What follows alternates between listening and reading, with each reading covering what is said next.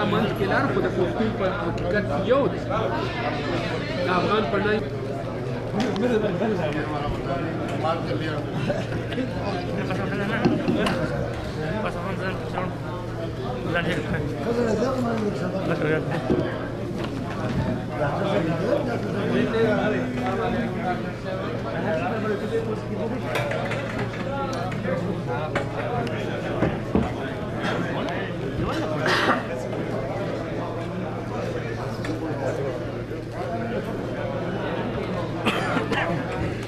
اعوذ باللہ من الشیطان الرجیم بسم اللہ الرحمن الرحیم. حضرات آپ پلیز اپنی نشست میں بیٹھ جائیں کیونکہ یہاں پر تصویروں کا سلسلہ بھی چلتا رہے گا.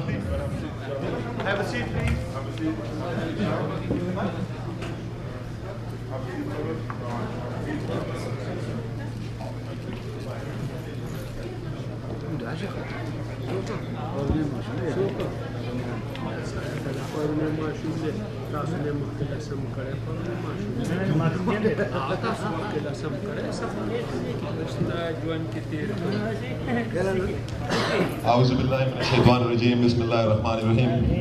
عزیز ہم وطنوں، آپ سب کے آنے کا بہت بہت شکریہ. یہاں پر عجیب سا لگ رہا ہے کہ اتنے سارے پشتون بھائی بیٹھے ہوئے ہیں اور پہلی بار اردو میں ان کے سامنے بات ہو رہی ہے، لیکن میں یہ سمجھتا ہوں کہ اپنی مہمان نوازی کو برقرار رکھتے ہوئے جو کہ ہمارے کچھ بھائی ہیں جن کو پشتو سمجھ نہیں آتی ہے، تو انہیں کی خاطر میں یہ اپنی باتیں اردو میں ہی کروں گا. اگر کوئی مونس مذکر کی غلطی ہو تو اس کے لیے پہلے سے معافی چاہتے ہیں. اینیویز پروگرام اس طرح ہم شروع کریں گے تلاوت کلام پاک. اس کے لیے میں دعوت دوں گا جناب زاوار خان کو کہ وہ آئیں اور ہمیں تلاوت کلام پاک سنائیں. زاوار خان.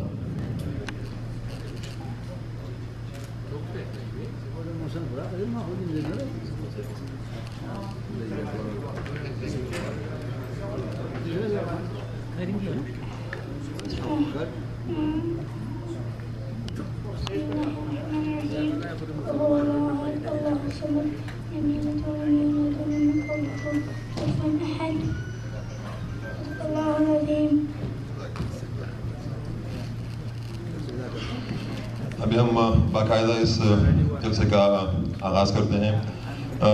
صدارت کی کرسی کے لیے میں خیبر سوسائٹی کے صدر جناب تاج اکبر خان صاحب سے گزارش کروں گا کہ وہ آئیں اور تاج اکبر خان.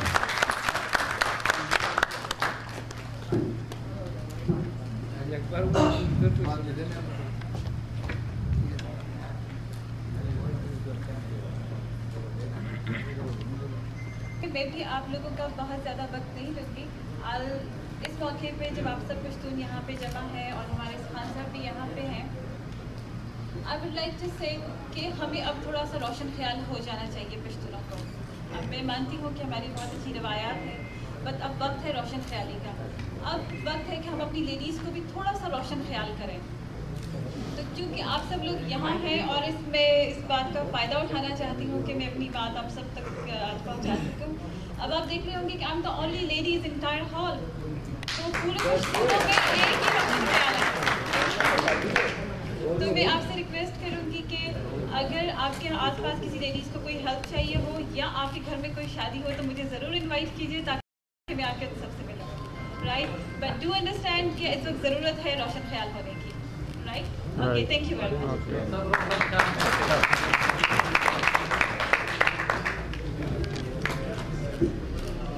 شکریہ.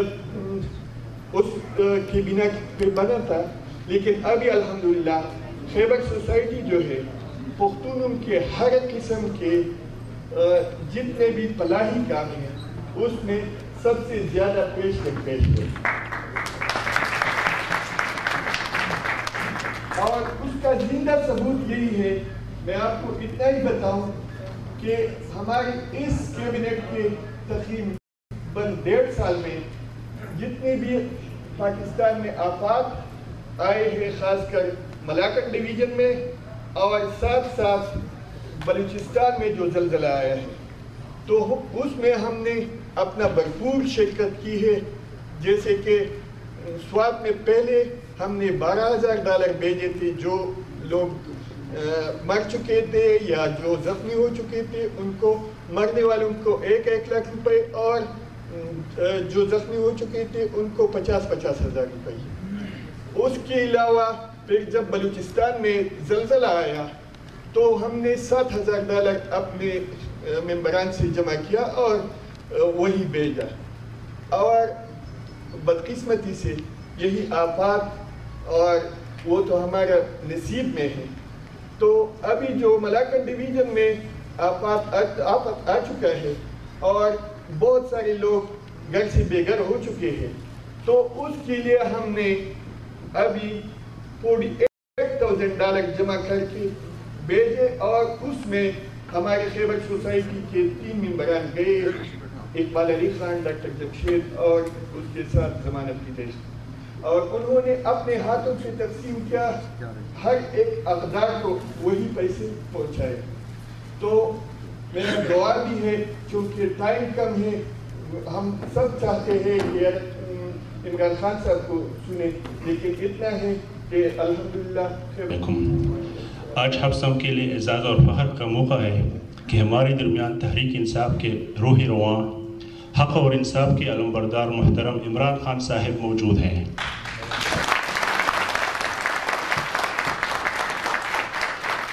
میں دل کی گہرائیوں سے خیبر سوسائٹی اور پاک لیگ USA اور آپ سب کی جانب سے انہیں خوش آمدید کہتا ہوں, اور تہہ دل سے ان کا مشہور ہو کہ انہوں نے بے پناہ مصروفیات کے باوجود ہمارے لیے وقت نکالا, ہماری دعوت قبول کی. وقت محدود ہے, ہمیں اپنے معزز مہمانوں کی گفتگی سننی ہے.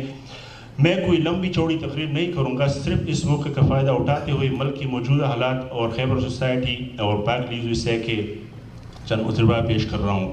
پاکستان میں اس وقت جو کچھ ہو رہا ہے اس سے میرے معزز مہمان اور سب اچھی طرح واقف ہیں. 30 لاکھ سے زائد افراد اپنا گھر بار چھوڑ کر سرکاری کیمپوں کی زندگی گزارنے پر مجبور ہے. ان افراد کو زندگی کی بنیادی سہولیت بھی حاصل نہیں ہے. حکومتی سطح پر ان کے لیے کچھ نہیں کیا جا رہا ہے.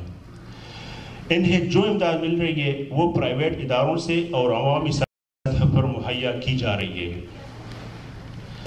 یہ سب کچھ ہم نے اپنی آنکھوں سے دیکھا ہے. میں نے خیبر سوسائٹی اور پاک لیگ USA کی وساطت سے ان کیمپوں کا دورہ کیا. میرے ساتھ ڈاکٹر جمشید خان اور زمان خان افریدی بھی گئے تھے. ہم نے تقریباً $44,000 سے زائد رقم 700 سے 800 سے زائد خاندانوں میں اپنے ہاتھوں سے تقسیم کی.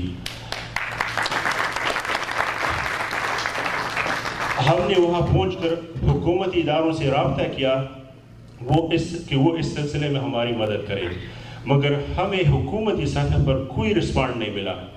کیمپوں تک رقم کو لے جانا بہت خطرناک اور رسکی کام تھا, مگر کوئی سہولت اور مدد حاصل نہ ہونے پر ہم نے یہ رسک لیا اور تقریباً 4,000 سے 6,000 روپیہ فی خاندان کے حساب سے ہم نے تقریباً 800 خاندانوں تک تقسیم کیے.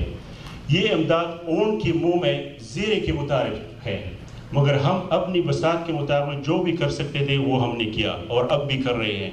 میں اب یہاں آپ موجود لوگوں سے اپیل کرتا ہوں کہ آپ جو کچھ مزید کر سکتے ہیں وہ کریں, اس لیے کہ ہمیں یہ علم نہیں کہ کب تک ہمارے مصیبت زدہ بہن بھائی کو یہ قیامت جھیلنی ہے.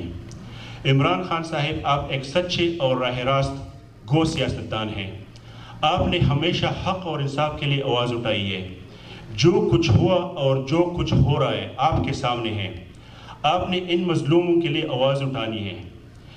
انہیں لوگوں کو امداد کی حصول کے لیے آپ یہاں تشریف لائے ہیں. ہمیں یقین ہے کہ آپ پاکستان جا کر ہمارے جذبات اور احساسات سے حکومتی وقت کو آگاہ کریں گے. ہم سب یہاں کرب اور بے چینی کی شکار ہیں. آپ ہماری آواز میں لائیے. یقیناً آپ کی آواز اور لہجے میں اتنی جان ہے کہ وہ حکومتی ایوانوں کو ہلا سکتی ہے. میں ایک بار پھر آپ کی آمد کا دل سے مشکور ہوں اور سوات اور ملاکنڈ ڈویژن کے مثبت زدگان کے لیے آپ کی کوششوں کو سلام پیش کرتا ہوں.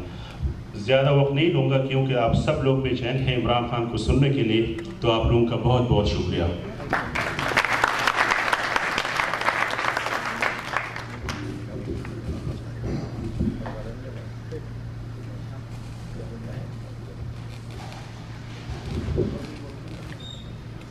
بہت شکریہ اقبال علی خان صاحب آپ کا۔ بڑا اہم دن ہے کہ ہمارے ہاں پاکستان میں آج کل سب سے مشہور اور سب سے مقبول لیڈر ہمارے درمیان ہیں، جن کا نام ہے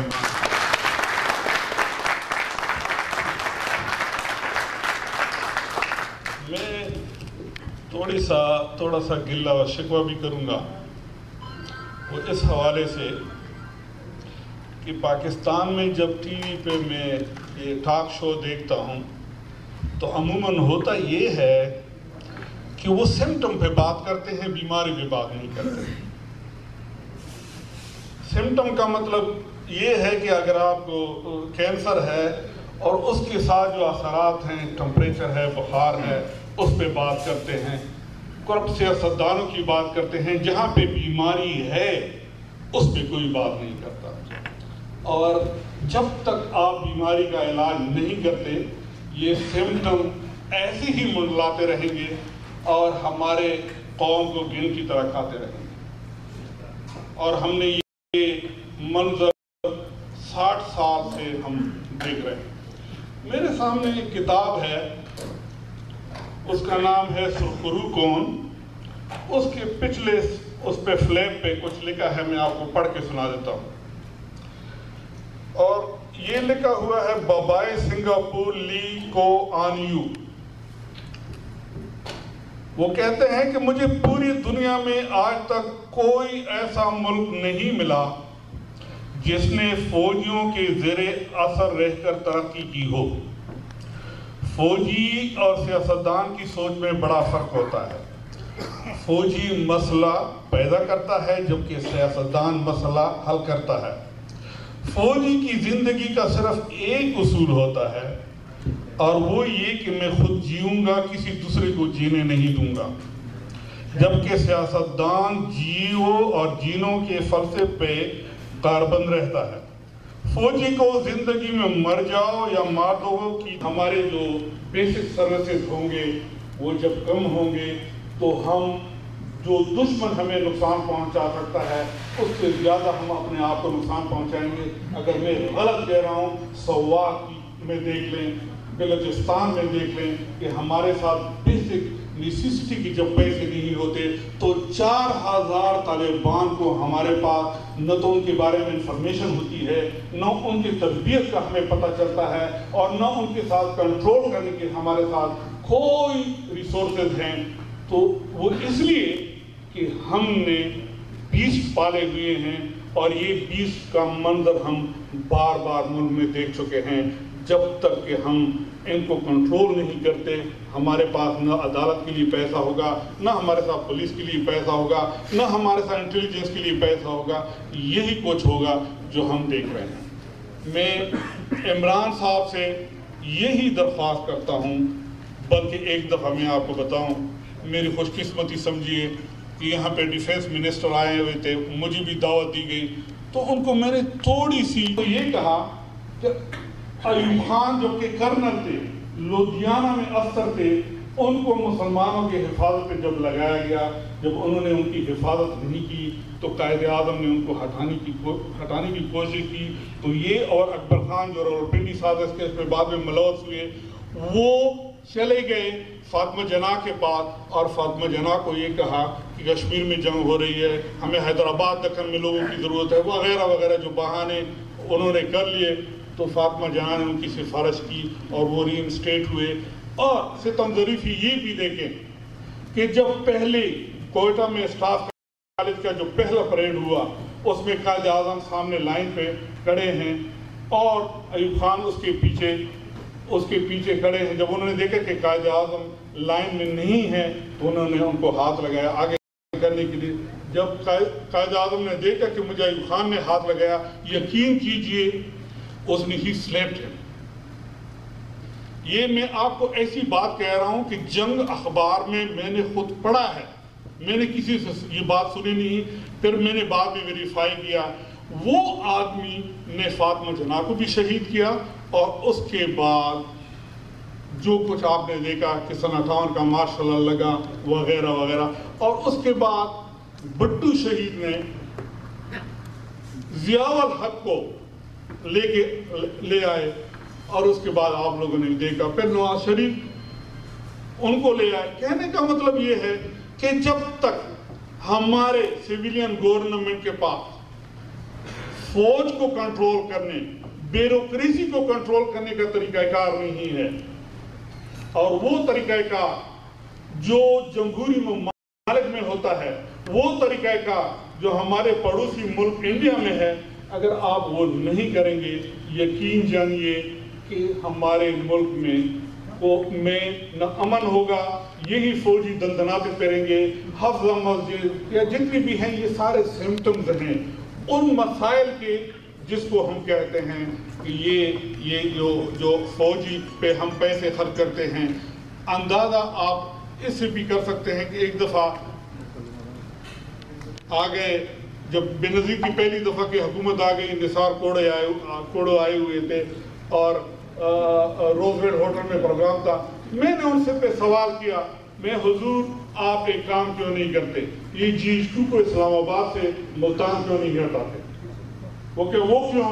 میں اس لیے کہ میں چند دنوں میں دیکھ رہا ہوں کہ آپ لوگوں کا بوریا بستر یہ گول کرنے والے ہیں. یہاں پر تحریک انصاف پاکستان کے چیئرمین جناب شیخ الہی صاحب بیٹھے ہوئے ہیں. ان کا جیسے ہم نے شروع میں بہت شکریہ ادا کیا کہ ہمیں وقت دیا, عمران خان صاحب کو لے آئے یہاں پر ہمارے بیچ.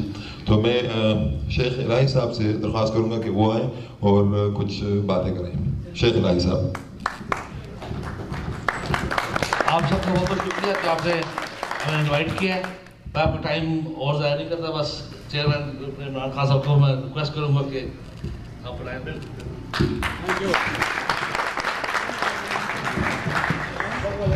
بہت شکریہ شیخ بھائی آپ کا. اس سے پہلے کہ ہم عمران خان صاحب کو دعوت دیں, ہم نے خیبر سوسائٹی آف USA کی جانب سے ایک پلیک کا اہتمام کیا ہے کہ وہ میں چاہتا ہوں کہ جناب عبدالرب صاحب اور خیبر سوسائٹی آف نارتھ امریکہ کی جو کیبنٹ ٹیم ہے, میاں توحید اللہ, رحم شیر لالا, بادر علی شاہ صاحب, شیر بادشاہ جو مجھے پیچھے نظر آئے ہیں, وہ پلیز آپ آئیں اور یہ پلیک عمران خان صاحب کو پیش کریں.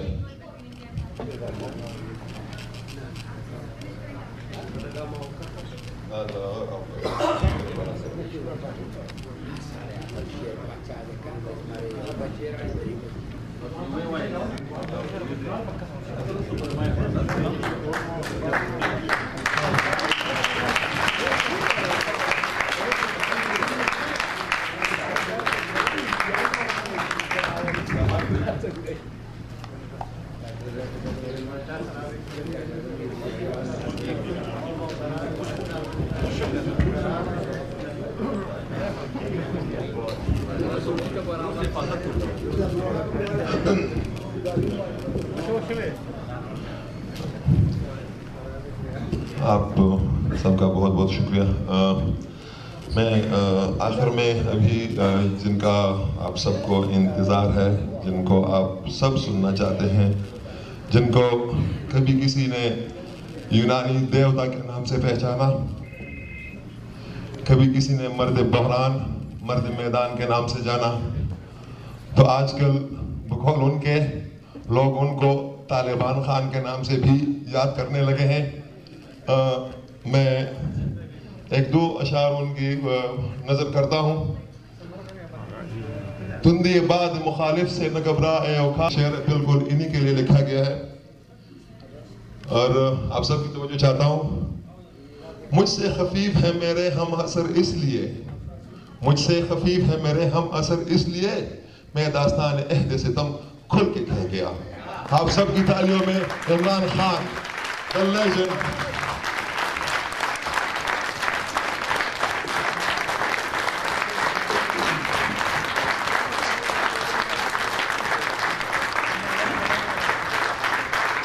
بسم اللہ الرحمن الرحیم. ایاک نعبد و ایاک نستعین میں سب سے پہلے تو خیبر سوسائٹی کا دل سے شکریہ ادا کرتا ہوں کہ آپ نے آج شارٹ نوٹس میں مجھے دعوت دی، کیونکہ بڑا شارٹ نوٹس تھا اور میرا بھی کھانا بھی ہے، لوگ انتظار کر رہے ہیں. لیکن میں سمجھتا ہوں کہ جو آج کل پشتونوں کی زمین کے اوپر جو حالات ہیں، تو میں سمجھتا ہوں کہ اس کے اوپر ضرور بات کرنی چاہیے. اور آپ سے میں شیئر کرنا چاہتا ہوں کہ حالات کیا ہیں، ان کے حل کیا ہیں. سب سے پہلے تو ابھی ڈاکٹر صاحب نے بات کی کہ آپ کبھی بھی کسی بیماری کا حل نہیں کر سکتے جب تک کہ اس چیز پہ نہ پہنچے کہ وہ بیماری ہو کیوں رہی ہے. جب تک آپ بیماری کی جڑ پہ، روٹ کازز پہ نہیں پہنچتے، آپ بیماری کا حل نہیں کر سکتے. تو سب سے پہلے تو ہم یہ پوچھیں کہ آج ہمارے ملک میں جو انتہا پسندی طالبانائزیشن کے نام کے اوپر، کیونکہ 30 تو طالبان کے گروپ ہیں، تو یہ جو ایک انتہا پسندی ساری جگہ پھیل رہی ہے، یہ کیوں پھیل رہی ہے؟ اور جب تک ہم اس پہ نہیں پہنچیں گے اس کا حل نہیں ہو سکے گا. یہ کہنا کہ جی بیماری بہت بری ہے اور آپ اس کو بیماری کو برا بھلا کہیں، اس سے بیماری تو نہیں جانے لگی. انتہا پسندی ایک معاشرے کے اندر بیماری ہے، اور انتہا پسندی ہوتی یہ ہے کہ کوئی لوگ اپنا جو بھی ان کی سوچ ہے وہ دوسرے کے گلے پہ ٹھوستے ہیں، یعنی کہ زبردستی اپنی منمانی کریں. اسی لیے قرآن میں اللہ نے کہا ہے کہ دین میں زبردستی نہیں، کیونکہ دل اور دماغ کی جنگ ہوتی ہے. تلوار کے ذریعے دین کبھی نہیں پھیلایا گیا. اسی طرح جو بھی سوچ ہوتی ہے، اگر میں ایک پولیٹیکل پارٹی میں ایک مینیفیسٹو لے کے آیا ہوں تو میں پبلک کے پاس جاتا ہوں اور ان کے دل اور دماغ جیتتا ہوں. میں بندوق کے ذریعے جب کرتا ہوں تو اس کو انتہا پسندی کہتے ہیں. انہوں نے بھی جو دنیا کے اندر بربادی پھیلائی ہے، یہ بھی انتہا پسند ہے.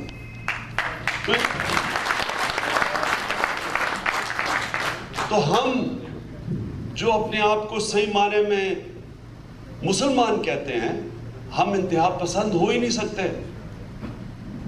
کیونکہ ہمارا دین ہمیں انتہا پسند نہیں ہونے دیتا. تو جو آج پاکستان میں ہو رہا ہے انتہا پسند، یہ طالبانائزیشن کے نام پہ، یہ ہم سب کو سمجھنا چاہیے. اس فنومینا کو سمجھنا چاہیے اگر ہم نے اس سے لڑنا ہے. اس فنومینا کو ملٹری آپریشن سے شکست نہیں دے سکتے. یہ ملٹری آپریشنز کی پیداوار ہے. جب ملٹری ایکشن بریڈز ملیٹنسی، جتنا آپ ملٹری ایکشن کریں گے یہ بڑھتی جائے گی. 2005 سے پہلے میں سب سے پہلے تھا، 2004 میں نے اسمبلی میں کھڑے ہو کے جب وزیرستان میں جنرل مشرف فوج بھیجنے لگا، سب سے پہلے میں نے اسے کہا کہ کیا جنرل صاحب آپ نے قبائلی علاقے کی تاریخ پڑھی ہے؟ اگر آپ نے تاریخ پڑھی ہوتی ہے آپ کبھی اتنی بڑی حماقت نہ کرتے کہ اپنی فوج اس علاقے میں بھیج رہے ہیں ان لوگوں کے خلاف جنہوں نے پاکستان کے لیے اپنی جانیں دی ہیں، جنہوں نے کشمیر اگر آج آزاد ہے تو وزیرستان کے لوگوں کی وہاں شہداء کی قبریں ہیں آزاد کشمیر میں. اور میں وہ پاکستانی ہوں، شاید ہی کئی ہمارے جو فرنٹیئر میں شاید ہی کوئی قبائلی علاقے میں گیا ہوا، وزیرستان میں شاید ہی کوئی گیا ہو. میں نے بڑے کیبنٹ میں جب اور اسمبلیوں میں اور بڑے میرے جو ہمارے نارتھ ویسٹ فرنٹیئر کے پشتون ہمارے ساتھ تھے، میں شاید ہی کسی کو قبائلی علاقے کا پتہ تھا. جو ہمارے پنجاب کے اسمبلی کے ممبرز تھے ان کو تو پتہ ہی نہیں قبائلی علاقے، اور وہ فرنٹیئر اور قبائلی علاقے ایک ہی سمجھتے ہیں. میں ایک دفعہ بیٹھا ہوا ایک منسٹر کے ساتھ ٹی وی پروگرام پہ، تو میں نے اسے کہا، وہ وزیرستان آپریشن ہوا، تو میں نے اسے کہا آپ کو پتہ بھی ہے وزیرستان کی، آپ کبھی گئے ہیں وزیرستان؟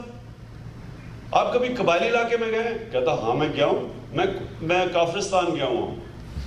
تو ہو سکتا ہے وزیرستان کافرستان ساری ایک ہی چیز ہے. تو جب لوگوں کو پتہ ہی نہیں ہے کہ ایک تاریخ ہے، ایک آپ کو شاید اس چیز کا پتہ ہو یا نہ ہو، یہ علاقہ جو ہے، یہ قبائلی علاقہ اور یہ جو افغانستان کے پشتون کا علاقہ ہے. یہ الیگزینڈر کے بعد جو سپر پاور آئی ہے وہاں لڑی ہے. منگولین جب چنگیز خان بھی آیا تو اس کو بھی جلال الدین ایک افغان نے شکست دی تھی تھوڑی دیر کے لیے، حالانکہ وہ بڑی سپر پاور تھے اپنے وقت کی. مغل اپنے زمانے کے سپر پاور تھے. 70 سال قبائلی علاقے کے اندر بغاوت ہوئی مغلوں کے خلاف. ہمارے میری جو والدہ کی طرف سے اس کے بعد جب قتل عام سکھ کر رہے تھے مسلمانوں کا پنجاب کے اندر، تو میں نے ریسرچ جب کر رہا تھا کہ یہ ٹریول بک لکھنے کے لیے، تو برٹش انٹیلیجنس یہ لکھ رہی تھی کہ سارے قبائلی علاقے کے اندر جرگے بیٹھے جا رہے ہیں اور لوگ قبائلی علاقے کے اوپر افریدیوں سے لے کے نیچے وزیرستان میں خود والنٹیئر کر رہے ہیں کہ وہ سکھوں کے خلاف لڑنے کے لیے لشکر تیار کر رہے تھے، کیونکہ وہ مسلمانوں کو مار رہے تھے پنجاب کے اندر. تو ان لوگوں کے خلاف امریکہ کے پریشر میں جنرل مشرف نے جب وزیرستان میں فوج بھیجی تو وہ پہلی دفعہ وزیرستان کے اندر اپنے لوگوں کے خلاف جب بمباری کی تو پہلی دفعہ ہمارے لوگ کھڑے ہوئے ہماری فوج کے خلاف. اور 2 سال وہ حرکتیں کی جو کہ امریکہ کر رہا تھا افغانستان میں کہ بمباری کے ذریعے ریٹ آف دا اسٹیٹ قائم کر رہا تھا.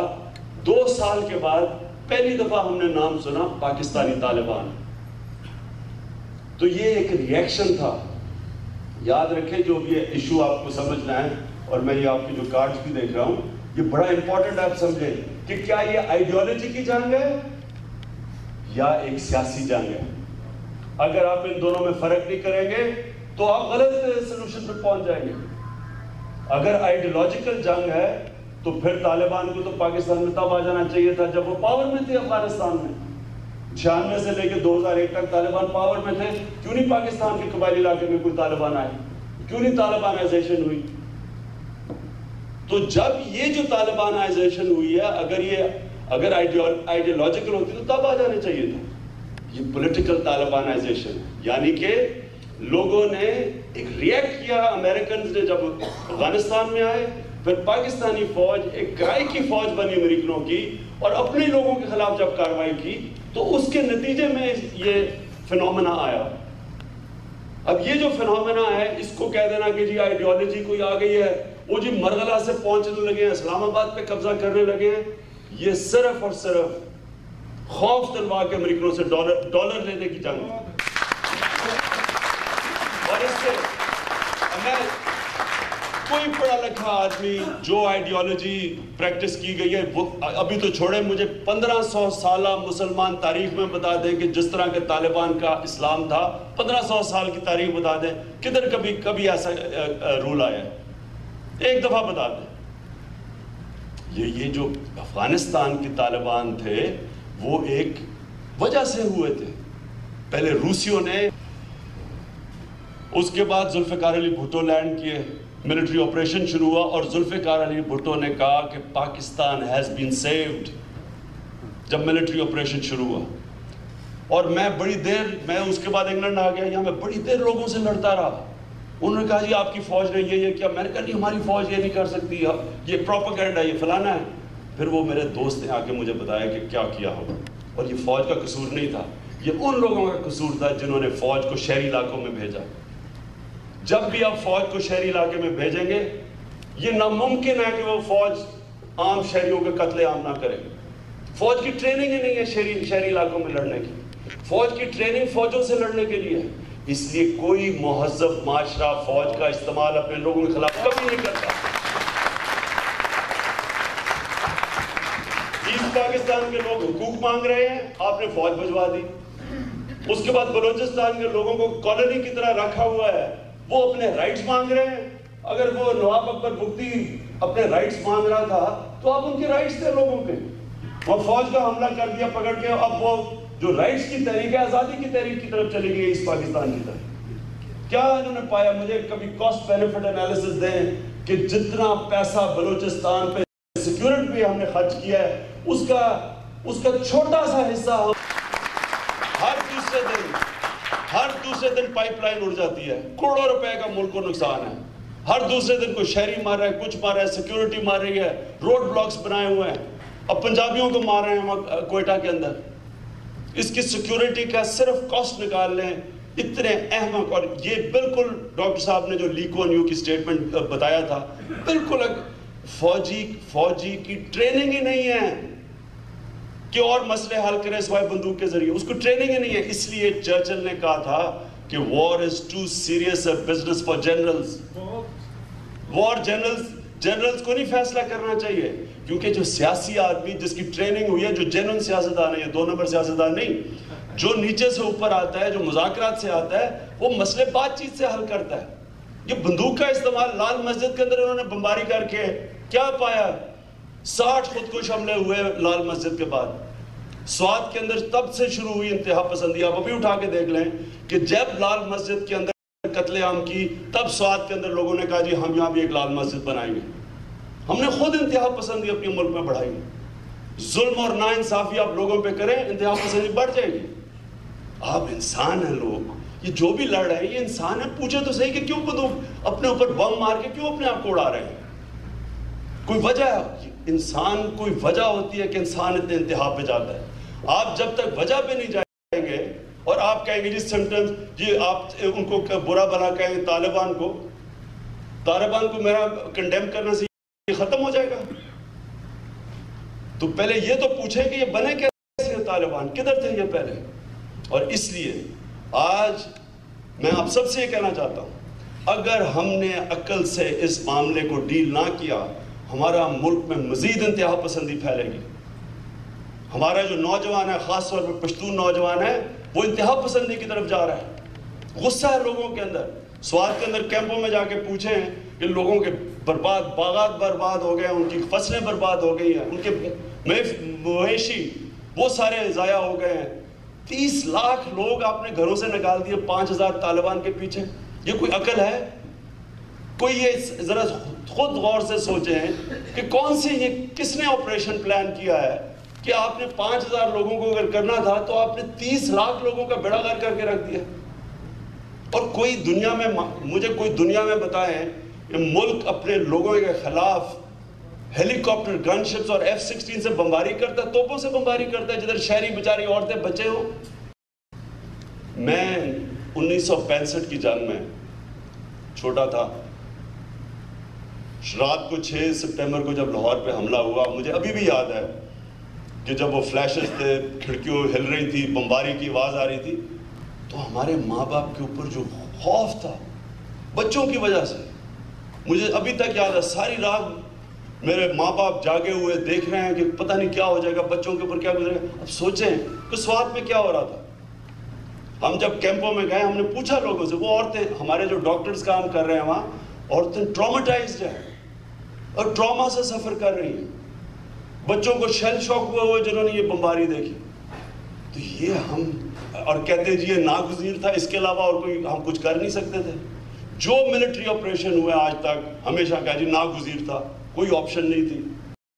कोई भी ऑप्शन हो, ये क्या ऑप्शन थी कि आपने 5000 लोगों के पीछे 30 लाख लोगों को घर से निकाल दिया, मगर इनको ना वापस सही माने में रिहेबिलिटेट कर सके। सोचे ना कि अगर इनका कारोबार बर्बाद है, इनकी फसलें बर्बाद हैं, वहाँ अगर बुरे हालात आए, स्वात के लोगों को अगर वापस भी जब चले गए, तो क्या हमारे पास गवर्नमेंट है जो इन लोगों का ध्यान रख लेगी? क्या इस मुल्क में पैसे हैं, फाइनेंशियल हालात हैं? आज महंगाई में लोग पिसे हुए हैं, बेरोजगारी बढ़ रही है, बिजली है नहीं, तो ये 35 लाख लोगों का ध्यान रखेगी हमारी गवर्नमेंट? तो कोई सोच रहे, और जल्दी क्या थी? मैं ये सवाल पूछता हूँ कि क्या कर लेना था? 8 लाख की फौज है, 5000 लोगों ने इस्लामाबाद पे कब्जा कर लेना था। क्या कोशिश नहीं हम कर सकते थे कि बार बार मुज़ाकरात करके असल इंतहा पसंदों को अलहदा करते हैं? क्या तब तक हम कोई इंटेलिजेंस से ये नहीं पता चला सकते थे कि लीडरशिप को हम लीडरशिप के खिलाफ एक्शन कर दें? क्या कितनी और ऑप्शन थी? क्या फैक्ट फाइंडिंग मिशन नहीं भिजवा सकते थे कि बैठे कि क्यों आपने मुआहदा तोड़ा? IRA ने बार बार मुआहदा तोड़ा था, लेकिन अभी स्वात का अभी मसला आसपास से हल नहीं हुआ, अब वजीरिस्तान का ऑपरेशन फिर शुरू हो गया। آپ کے سامنے ڈرون اٹیکس ہیں، پاکستانی فوج ایکشن کر رہی ہے. اب میں یہ سوچتا ہوں کہ جو وزیرستان سے اب جو IDPs نکلیں گے کون ان کا دھیان رکھے گا؟ اور یہ جو اتنے زیادہ لوگ بے روزگار نوجوان جو سارا فرنٹیئر کی جو اکانومی کا ستیہ ناش ہو گیا، یہ جا رہے ہیں کراچی جا رہے ہیں، ان کو کیا پتا پشتون اور طالبان میں کیا فرق ہے. اور اوپر سے الطاف حسین نے تو پہلے شروع ہو گیا کہہ رہے ہیں کہ جی طالبان آ گئے ہیں وہاں.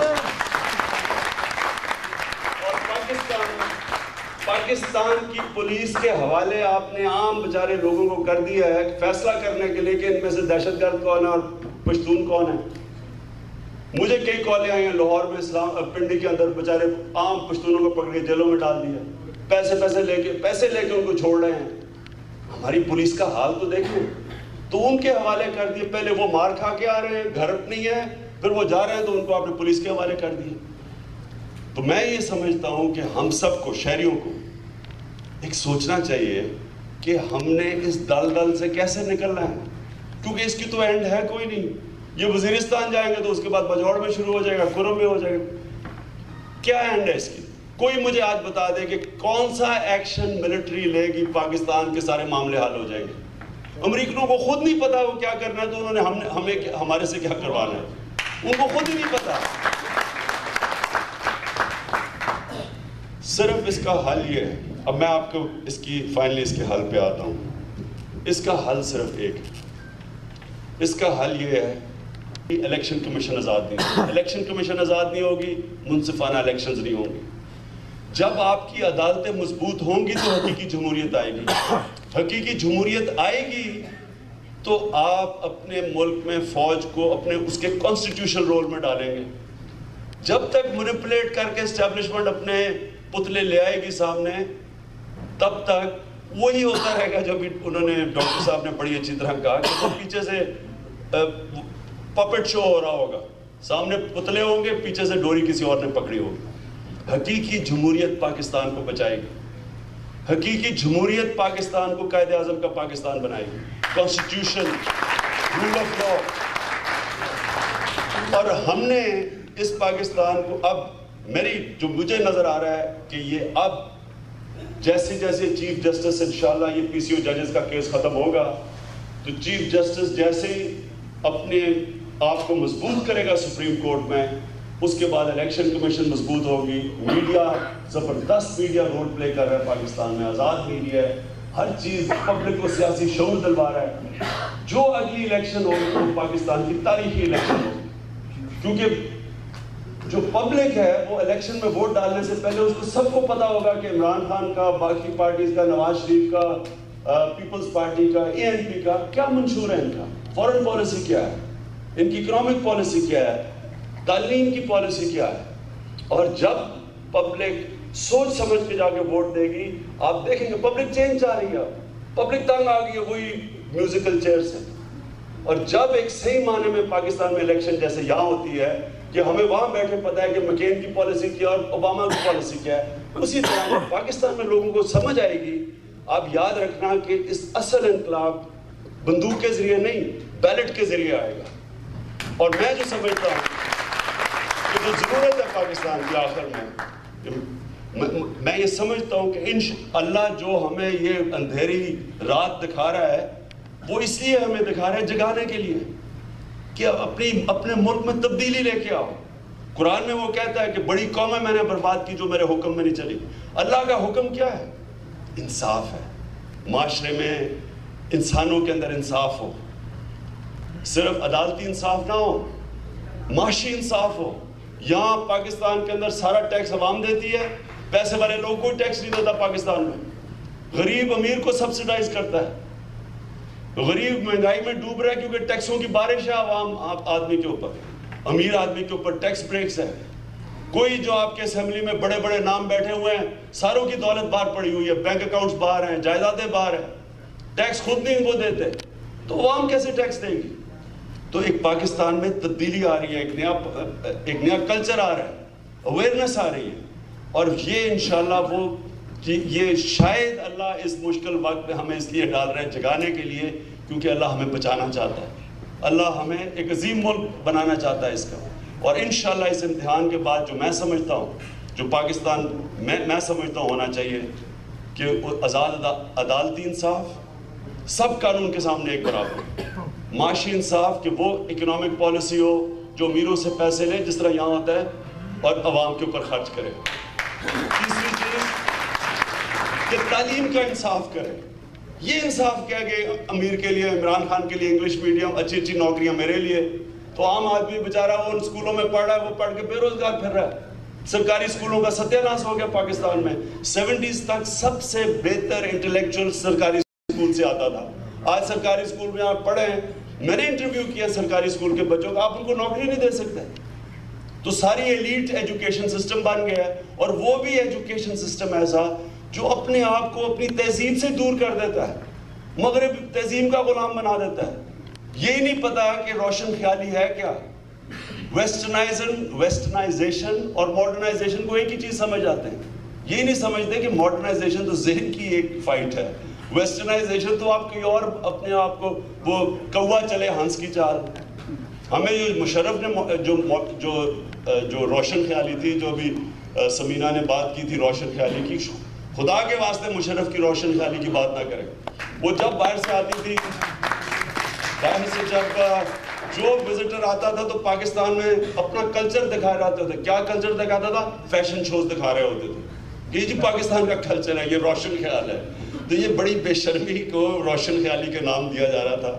اور اس سے دیکھیں بنیاد پرستی, انتہا پسندی نہیں, بنیاد پرستی اس طرح بھی بڑھتی ہے جب آپ لوگوں کے اوپر کسی اور کا کلچر مسلط کر دیں. جب آپ کسی اور کا کلچر کرتے ہیں تو لوگ پہ ریزسٹ کرتے ہیں, بجائے کلچر ایوالو کرنے کے وہ اور پیچھے چلا جاتا ہے. اور یہ جہاں بھی دنیا میں ویسٹرنائزیشن تھوپی گئی ہے لوگوں کے اوپر, وہ لوگ بنیاد پرست بن گئے, فنڈامنٹلسٹ بن گئے. فنڈامنٹلسٹ کبھی پاکستان آتے ہوئے